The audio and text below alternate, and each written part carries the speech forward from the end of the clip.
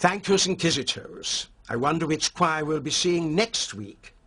Anyway, we have a final item for you before the actual Kundadunjati, the prayers, I should say the readings from the Bible.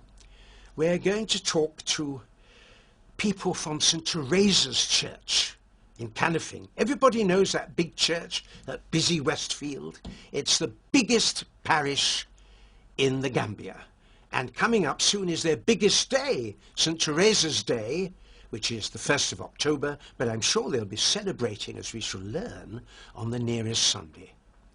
Let's hear about St. Therese and her great parish here in the Gambia. 13. And with me here I have Mr. Simeon Ibe and Auntie Abi Korea. So I welcome you all to our program. First of all, tell us about St. Therese. Okay, thank you, Mr. Matthew.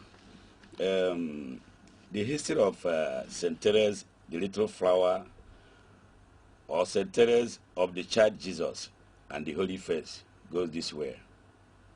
Therese Martin was the last of 9 children born to Louis and Mary Martin on January 2nd, 1873, in Alès, in France. At the age of 15, she entered the Carmelite convent in Leux, Normandy, to give her whole life to God. She took the religious name Saint Therese of the Child Jesus and the Holy Face. Living a hidden, simple life of prayer, she was gifted with great intimacy with God.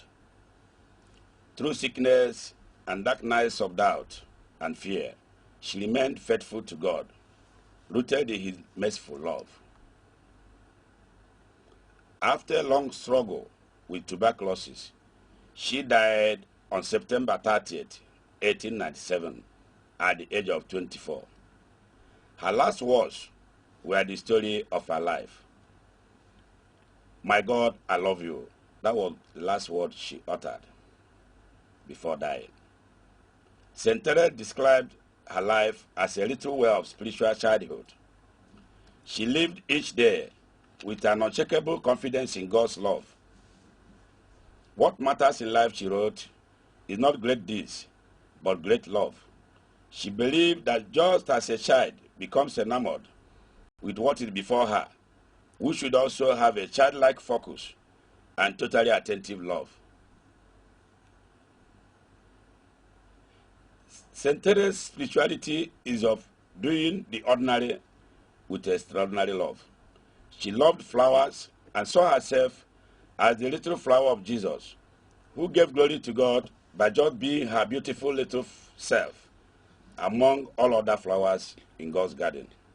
Because of this beautiful analogy, the little flower remained with St. Therese.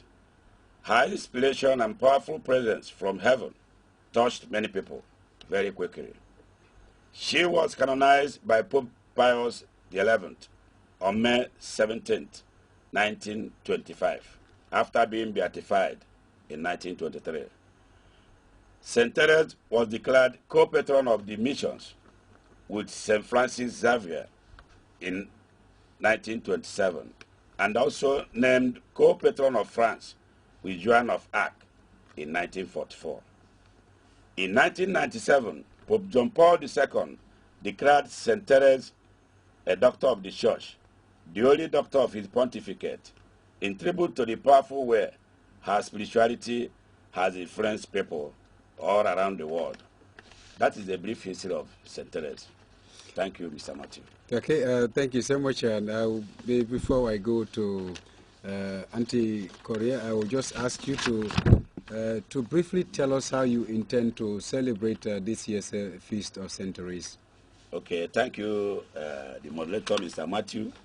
The feast of our patroness St. Therese will be held on Sunday, the 6th of October, 2013. The Mass of the feast will be by 10 a.m. And the venue is the St. Therese Primary School Playground.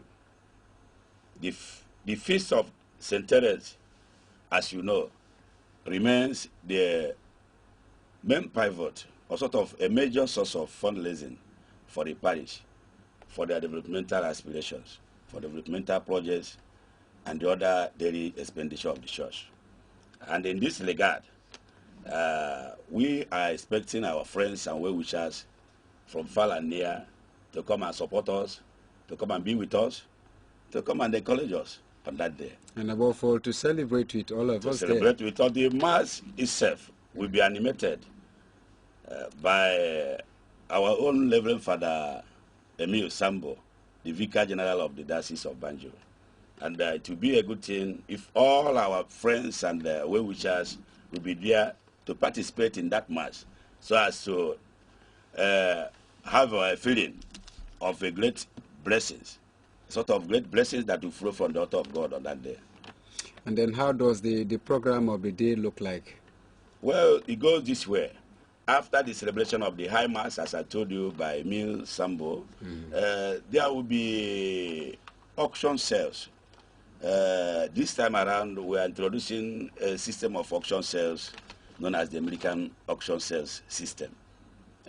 In that system, if you price this biro $10 for an example, you pay it entered there at the spot. If I say it's $20, the difference between $10 and $20 is $10. That's what I will pay.